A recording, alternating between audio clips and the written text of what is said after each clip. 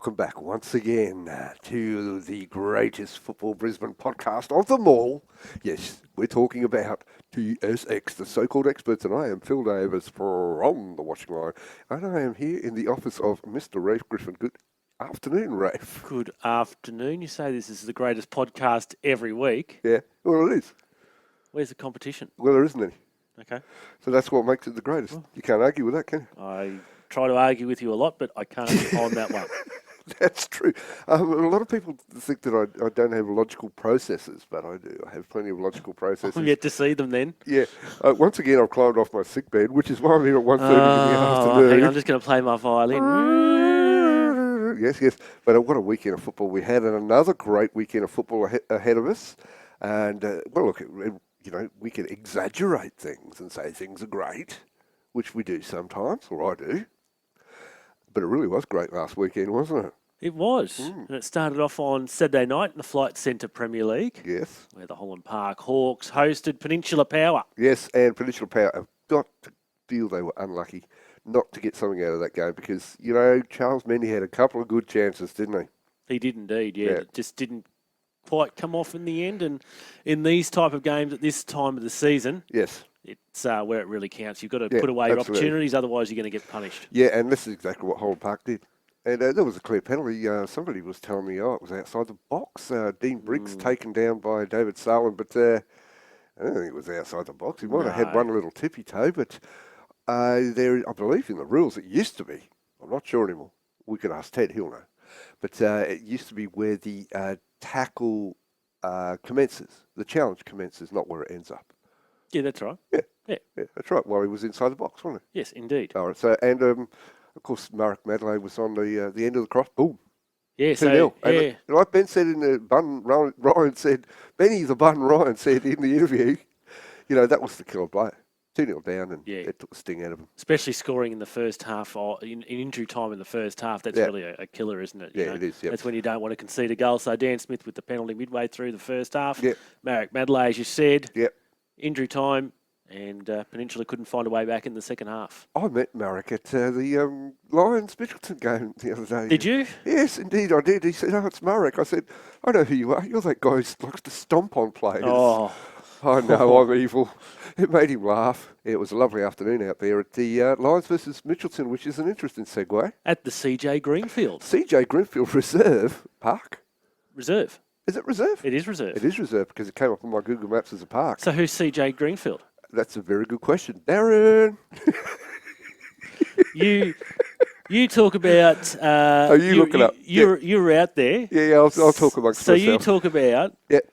Lions defeating Mitchelton after Mitchelton took the lead early on. I thought for a little while that Lions was going to backfire because they were incohesive in the first half. Incohesive or uncohesive? I'm not sure. They were disjointed.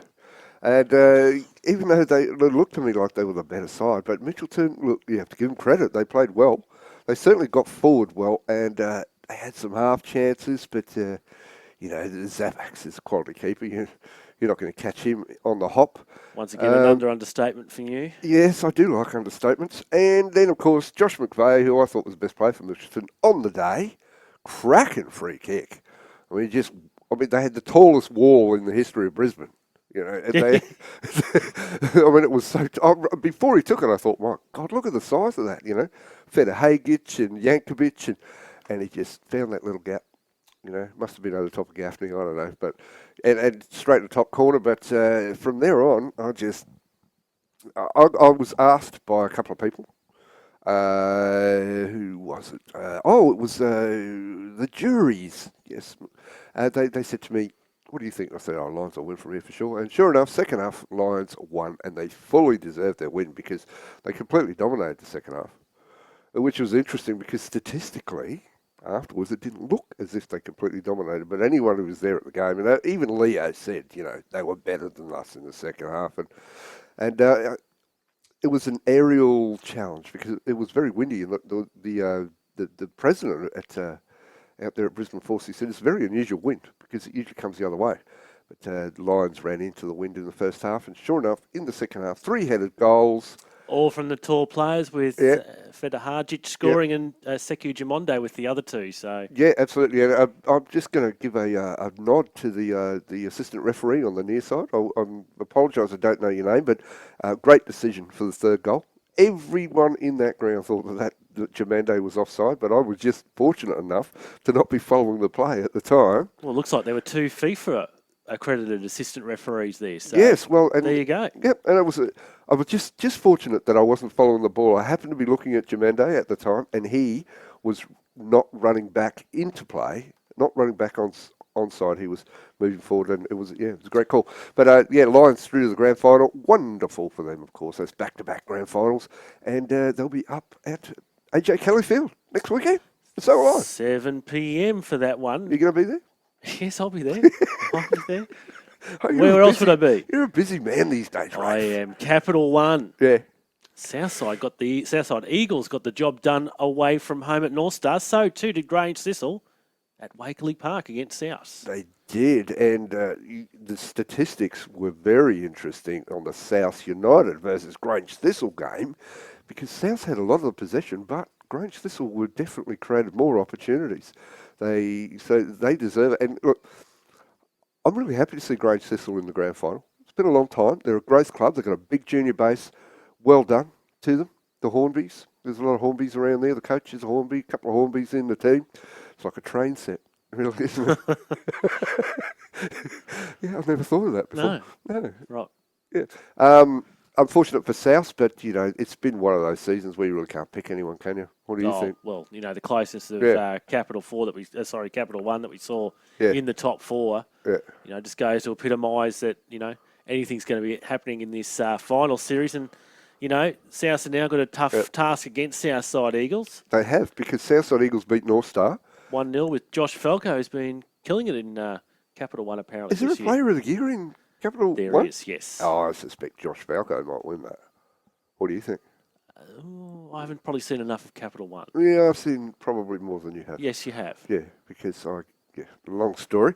I've seen quite a bit of Capital One, and look, for me, you just see it on the score sheet every week. Falco, and the games I've been to of Southside Eagles, he's been a standout. So, I don't know. Just a tip, just a guess. I think Josh Falco might win that award. But well done. And, of course, South United need to back up against Southside Eagles. That's going to be a cracking game, and that's on Sunday. It is at 6 o'clock at Wakeley Park. We'll talk about that later. And if you're so inclined, it's a big day down at Wakeley Park because all the FC11 Super Youth League grand finals are down there from 9 o'clock on Sunday. So it's a massive day down at Wakeley Park. Oh, yeah, I'll be at somewhere else. I might pop down there anyway and see the lads and lasses. You are going to somewhere else that we'll mention later on. We'll mention later. Okay, Capital 2, what happened, Rafe? Well, Annerley defeated Brisbane Force by 2-1. Yep. Which is pretty much a fair result from what I saw calling the highlights. Yep. And then continuing this trend that happened through the Capital Leagues this weekend, where all the premiers got defeated. Acacia Ridge defeated the Gap 1-0 at the Walton Bridge Reserve. Indeed, and that's only the second time this year that the Gap have lost at Walton Bridge Reserve. The only other game they lost was against Annerley. Annerley, that's right. And who do they play this week at Walton Bridge Reserve? They will play Annerley. And that sets it up really, really well. It was just back to that Annerley-Brisbane Force game. Clear red card, wasn't it? A very clear red card. It was just no question. The fellow Mogi or whatever. Yes. I don't think there was a lot of intent, but you can't go in like that anymore, can you? No, so they say. So they say. And, look, great result. And the Gap they'll be stung into action, I would think. You would think so. But they won the league by the most. That of all the leagues, yes, they were the most decisive winner. Yeah. Yeah, so that's usually a bad sign. It's usually a bit of a hex, I reckon. The Gap versus Annerley, 6 o'clock Saturday night out at the Walton Bridge Reserve. Yeah, we'll talk about that later. Capital 3. Well, how did I not get to go to that game? How close between Toowoomba and Virginia? Of course, Virginia didn't win by many points if we're talking about close as a competitions. And the two of them, as you'd probably expect, took it all the way to penalties. They did. And, it was a toss of a coin where I was actually going, but the way things panned out, I unfortunately missed that one. And it was 1-1 1-0 for a long time, 1-1 at full time, 4 goals in extra time, and 8-7 on penalties. I've just seen that, 8-7. I didn't realise, I thought it was 5-4, but 8-7. That's even better. Yeah, 8-7 on penalties with 4 goals in extra time. Honestly, they must have been just biting their fingernails off. But congratulations to Toowong, because after last season, I know I've mentioned it before, but they were very unlucky to miss out on both promotion and the grand final. And this year, well, they've got both. So I'm sure they're going to be very happy they can set themselves.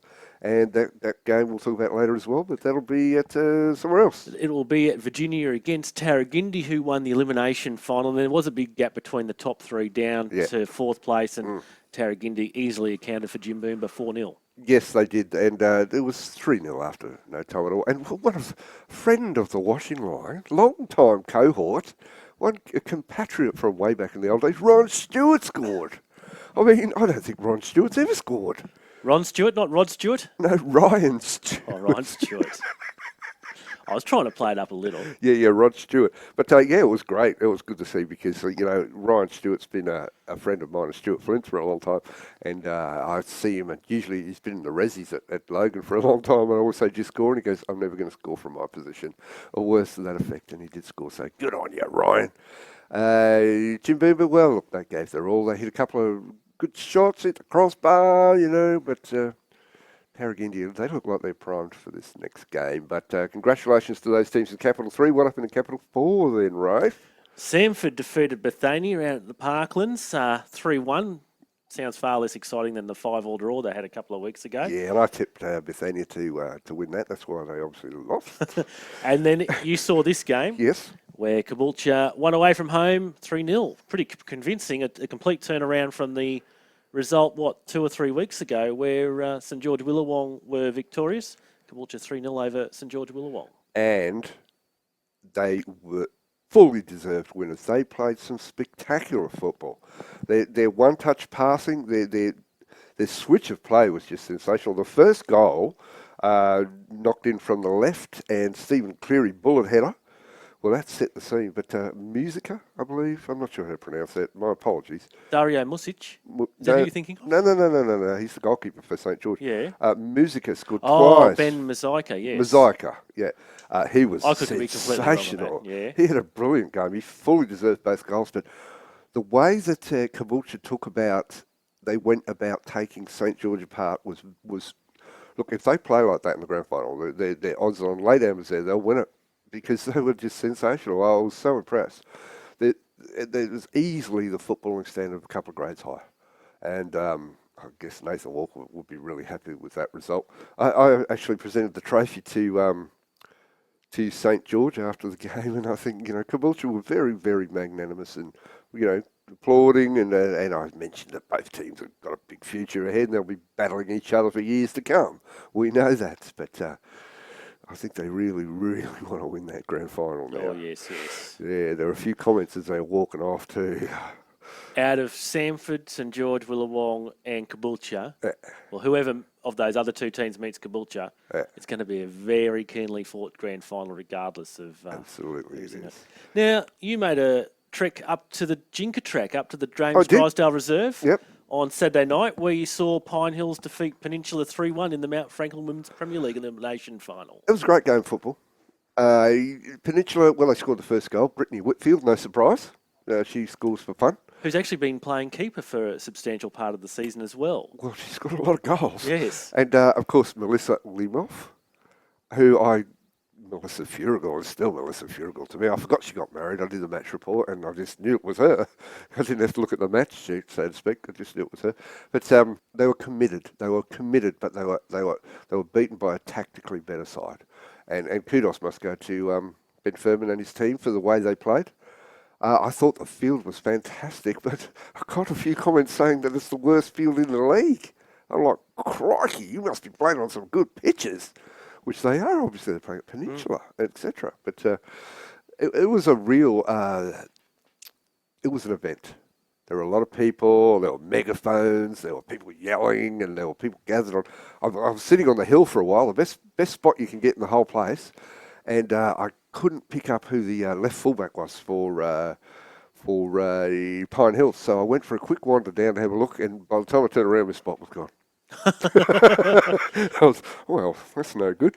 But entertainment value was fantastic, and the Peninsula crowd, the Peninsula and Pine Hills crowd were both into it. So Pine Hills season remains alive in Yes. the other semi. Mitchelton defeated Annerley by 3-0. So Mitchelton, their dream year continues. They could potentially claim the treble. Yep. And now on Friday night in the preliminary final, Annerley will host Pine Hills. Yep. And then a quick look at the Women's Capital League. Virginia defeated Moggle by 3-1. Caboolture got over Ipswich Knights, fourth defeated third by 4-1. So Virginia straight through to the grand final, while Moggle will now play Caboolture to determine who goes through to the grand final against Virginia. So let's take a look in reverse towards this weekend. Yeah. And Capital 4 to start off with. And it will be St George Willawong taking on Sanford Rangers, 6 o'clock Sunday night down at St George's Park. Indeed, and I will be sitting on the hill this time with my chivappies watching that one. It's good stuff down there, isn't it? It is good. I also had a plum brandy. Oh. Yeah, with a chap there, he said, what's that? It was obviously written in Serbian or Cyrillic or whatever it's called. And he said, is brandy made from plum? You'd like to try? Oh, you betcha. And it was fantastic, a little tiny. But anyway, this should be a cracking game. If St George were poor last week, and that's why they lost to Caboolture, they could lose to Sanford. Because don't forget, Sanford have been there or thereabouts. And they have nothing from this season. This is their grand final. And they have two of the best strikers in Capital 4 in Dave Forsyth and Ryan Gleeson. But, I don't know, you wouldn't really expect St George to play as poorly as they did last week, would you? You wouldn't think so. I'll no. tip St George. Yeah, look, I'm going to tip St George to win that one as well, but I would expect it to be close. I think they beat them 6-1 at St George last time, but it's going to be a lot closer than that. I can guarantee it. You're also on Capital League 3 duty this weekend. I am. Friday night out at Albert Bishop Park, Virginia United host Tarragindi Tigers. Yes, another interesting game. Virginia, obviously the premiers, but that top three was a lot closer than you would think. Tarragindi, well, they belted Jim Beamer last week, and they're in good form at the moment. Virginia, Tarragindi, it's an interesting matchup. In fact, well, look, it's preliminary final time, Rafe. Everything. I'm going to say it again. Anything is possible. Now, I'm going to tip Tarragindi to pip Virginia in that one. Sorry, Virginia boys. Are you really sorry? I will be sorry because I'll be out there. Of course, they met on the 13th of August back in round 21, where it was a tight 1-0 victory by Tarragindi. Yep. So they might be able to draw upon that for inspiration. One of the few losses that Virginia has suffered during the year. Yep. I'm sure Tarragindi would prefer to be playing at home on the postage stamp, but look, I'm just hearing podcasts before you get your previews. I'm going to tip Tarragindi to pip Virginia, and I would expect we'll see a hat full of goals, and I'm hoping it will go to penalties yet again in Capital 3. You're up for a long night, are you? Yeah, absolutely. It's Friday. I think Virginia will win. I didn't want penalties on Sunday, I'll tell you. 6 o'clock kick-off at St George's Park. All right, you're tipping Virginia. I am tipping Tarragindi, and in Capital 2, what have we got next? Saturday night at the Walton Bridge Reserve. Yep. The Gap versus Annerley. Now, it's worth remembering that Annerley beat the Gap at Walton Bridge Reserve, as I said earlier in the show. So it's worth taking into account. But that is the only league game they lost at home. You would think that Annerley, their form, particularly at the end of the season, they were terrible. And then they bounced back last week. They played really well. I think that the home ground advantage suited them. And I don't think they'll be as good playing on Saturday. I know that probably doesn't make too much sense, but I'm tipping the Gap to win that one. They should go through. Yeah, Gap should be there on Saturday week. Mm-hmm.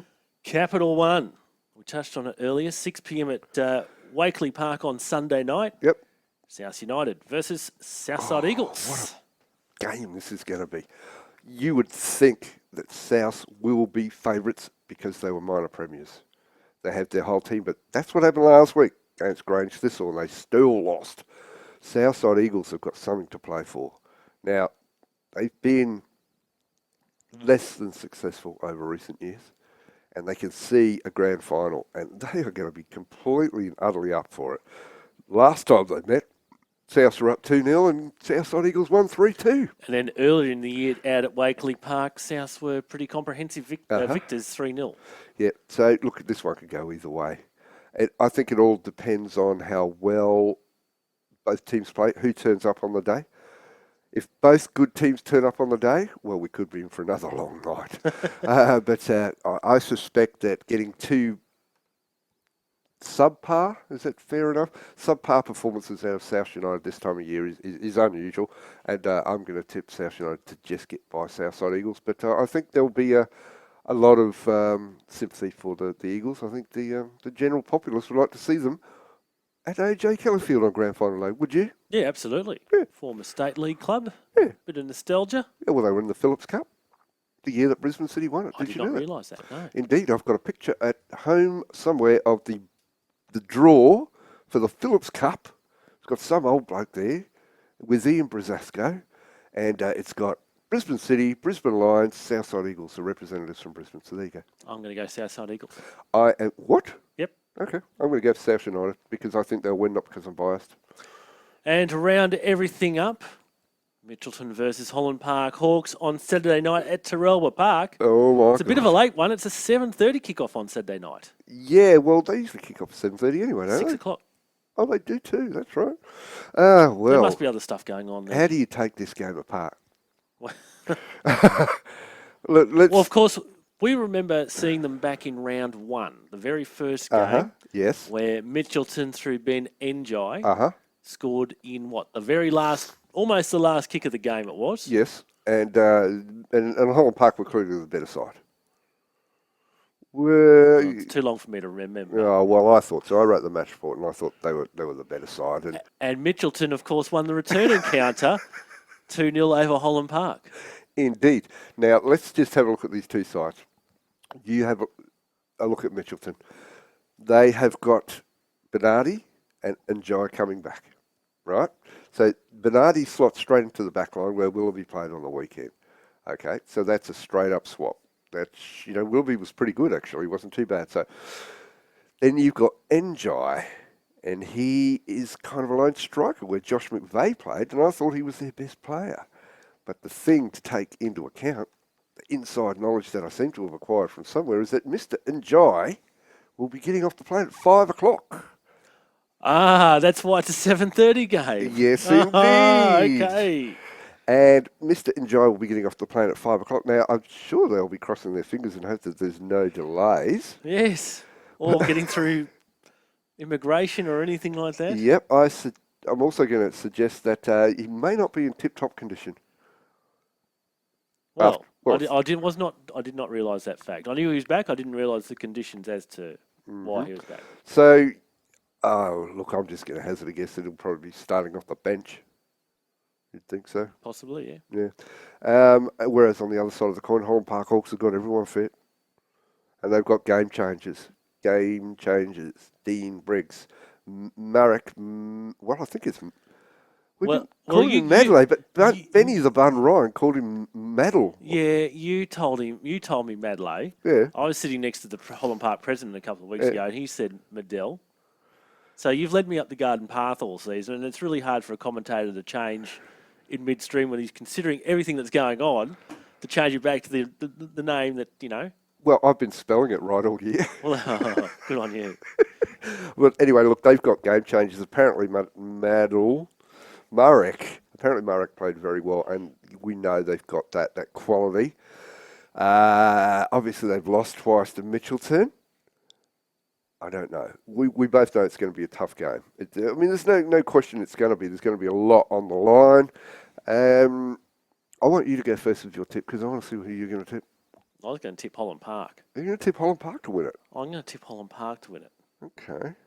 I just think they've got a few more options than Mitchelton. Yeah, okay. Well, I think it's going to be very, very close. Although in saying that, Gab Sarasol has been a revelation in recent weeks in a change of position, and I think he could be a real game changer in this one. Yeah, I think they're going to probably mark him out of the game. That's my guess. Well, they're going to try. Yeah. You know, I mean, look, I'm going to tip Holland Park Hawks to win as well. I just think that they're a better team at the moment. They've got, as you said, they've got so many options around, and they're a post-season team. They really get by on club spirit, and I think that will drive them. I would not be surprised if it went the other way. Oh, no, definitely not. I mean, if you look at the odds, the betting odds, I'm sure it'll come out with Mitchelton as favourites. Probably, yeah. So you can't say, but look, I'm just going to, because there has to be a winner, there can't be a draw, we're both going to go for Holland Park. Seems that way. Is there anything else to talk about before I go back to my deathbed? No, as of course, things become more and more limited the weeks we go on, and yeah, I think we've done a pretty comprehensive wrap. Don't forget the Gala Awards are on. Yes, get next your tickets, Wednesday night. Get your tickets if it's not sold out. I think we've got about 40 seats left, perhaps. 40 seats? Yeah. Oh, nice. Okay. And what else is coming up? Well, Grand Final Day, there'll be great. All the Grand Finals have been scheduled now. Yep, so as we know, we've been talking about it for a couple of weeks. AJ Kelly Park for Capital 2, 1 and the Flight Centre Premier League. They're 2, 4, 30 and 7 o'clock kickoffs on Saturday week. Yeah. And then on the Sunday, we've got Capital 3, Toowoomba playing at Annerley on the Sunday at 4 o'clock, and Caboolture also playing at AJ Kelly Park on the Sunday at 5 o'clock. Yes. And then the women's game, we've got the Capital 1. Oh, sorry, I get into trouble for this all the time. The Women's Capital League, because there is only one league. Yeah. It's a double-header down at Underwood Park, Rochedale's home ground, with the Mount Franklin Women's Premier League also on the Sunday. Virginia through in Capital Leagues and Mitchelton through in the Mount Franklin Women's Premier League. Lovely. And before we started the podcast, we were chatting with Johnny about how we're going to possibly cover all of them. We'll be right. Do you think we can do it? We'll be right. Do you think we'll get a medal or something for doing it? Well, we didn't do Cap 3 and 4 last year. I think we're going to be able to do it this year. All right. Thank you for listening, everybody. It's going to be a fantastic weekend. If you don't get out to a game this weekend, they're really, and you're listening to this podcast and you really have got rocks in your head. So get out there, buy some pies and chips and have a beer or a cider or a Coke or whatever, or Mount Franklin. Buy yourself a Mount Franklin. Have you covered off our sponsors or not? Buy plenty of Mount Franklins. All right, look, that's enough for me, and that's enough for you. So thank you for listening, and we will most definitely see you at a ground this weekend. Cheerio.